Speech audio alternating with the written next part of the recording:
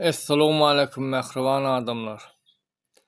Men bir komitede $1000 para berip, onun bilen ömürlük düşman bolup kaldym.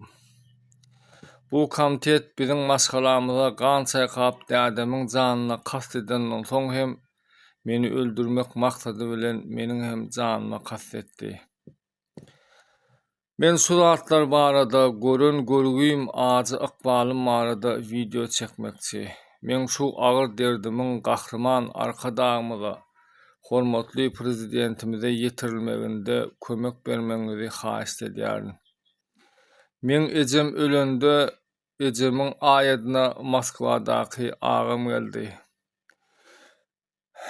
Agam gelip ýerine gidip barşynda muny komitetler tutup gabak goýdular.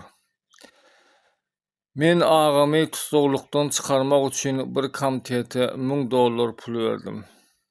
Emma komitet beren sözüne durup bilmän soň bu pula ýene bir adam burnu sokdy.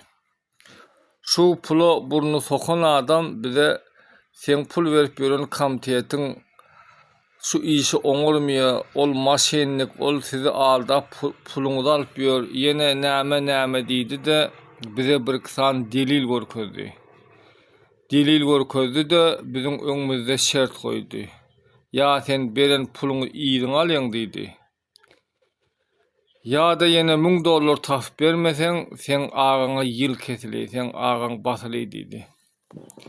Menne başga bermäge pul ýok. Men näme etjegimi bilmän mejburi ýagdaýda berilen puly ýygyna soramaly boldum. Bary ýogy bir gezek.